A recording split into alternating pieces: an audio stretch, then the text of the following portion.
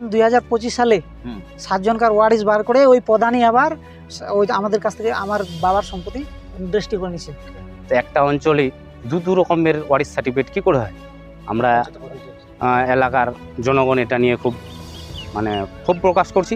এরা গরিব লোক, নিজের বাস্তবিকটার জমিটা ওয়ারিশ সার্টিফিকেটের বলে রেজিস্ট্রি নিয়ে এদেরকে জব্দ করার জন্য, ওই 2 শতক জমি নেওয়ার উদ্দেশ্যে জব্দ করার জন্য এই কাজটা করেছে। তো আমি তো জানি যে 7 জন আছে, তাহলে আমি কি করে 6 জন ওয়ারিশ দেখাই? এই বলে আমি 7 জন ওয়ারিশকে দেখিয়েছি। জমির ওয়ারিশ সার্টিফিকেট ঘিরে বিতর্ক, প্রধানের বিরুদ্ধে আত্মের জমি আত্মসাতের অভিযোগ।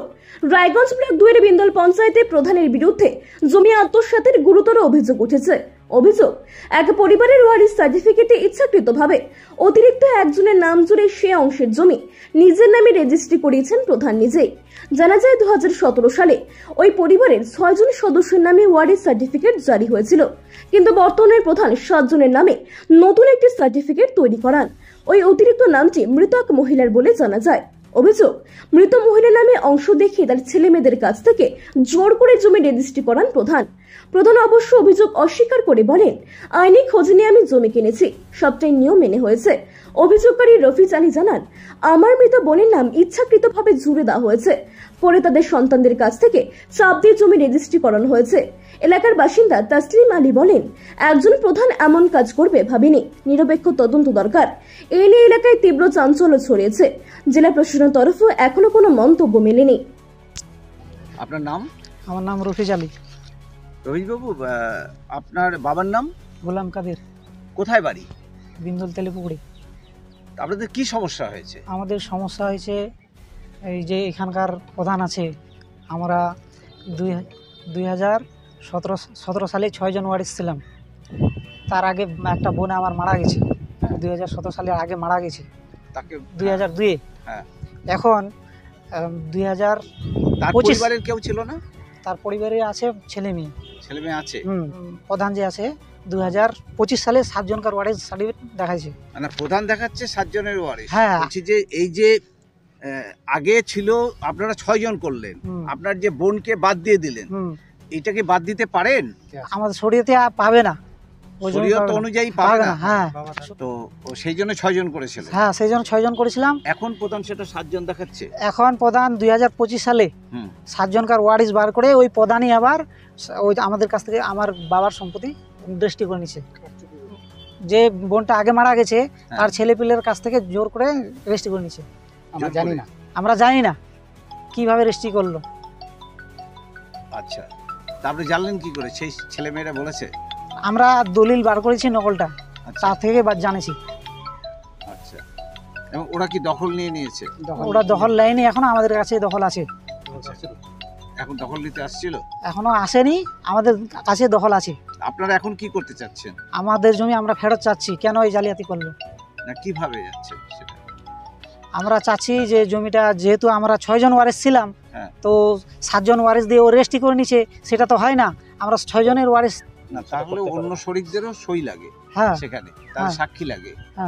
সে আপনার যে বাকি 6 জন ওয়ারিশ, তারা কি কেউ কি এর মধ্যে সাক্ষী দিয়েছিল?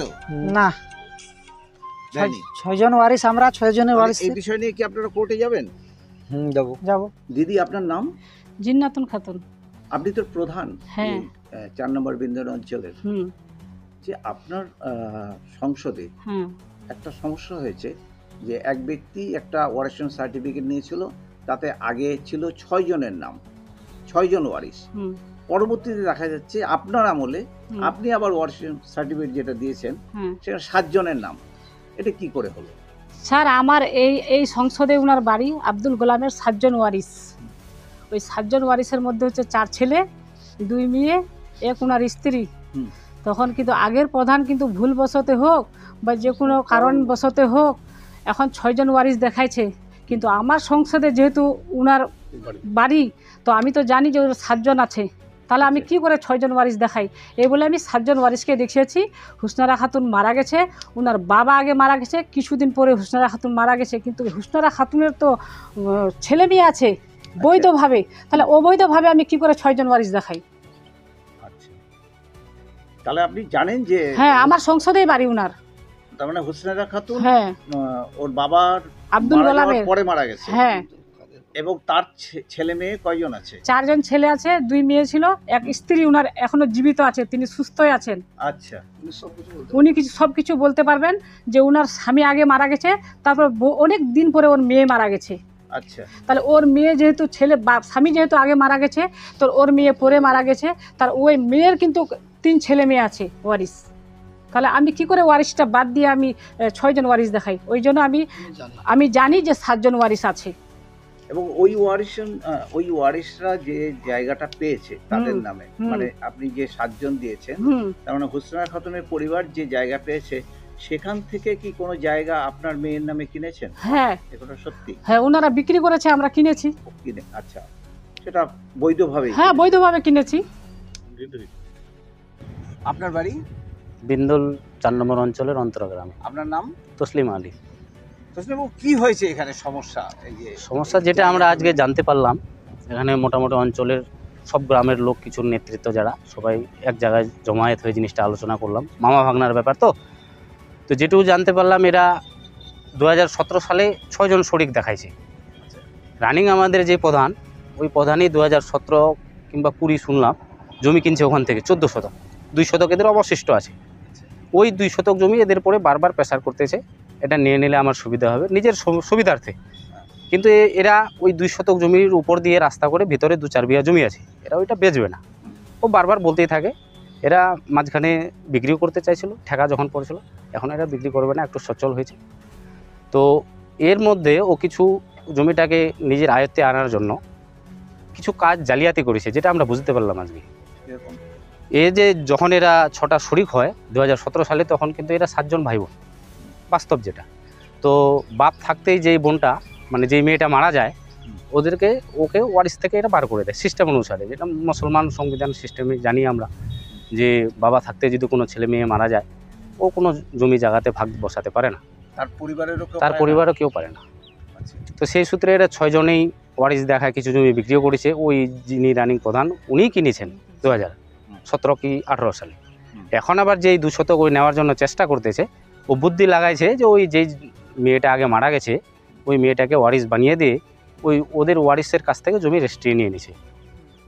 তো 2017 সালে আমাদের অঞ্চল একটাই, সে ওই চেয়ারে আলাদা ব্যক্তি ছিল।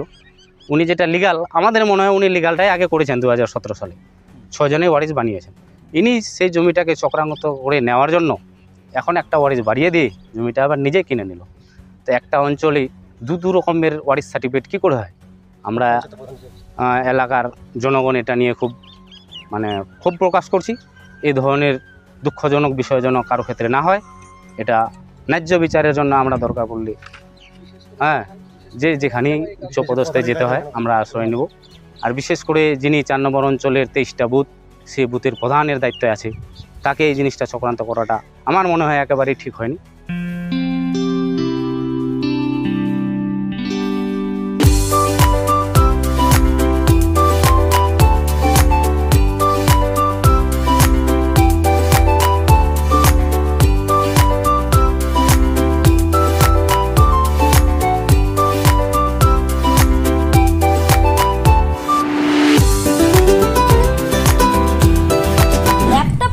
ছাত্রছাত্রীরা পেয়ে যেতে পারেন 1 কোটি টাকা পর্যন্ত স্কলারশিপ, 2 লক্ষ থেকে স্কলারশিপে টাকা পাওয়ার সুযোগ।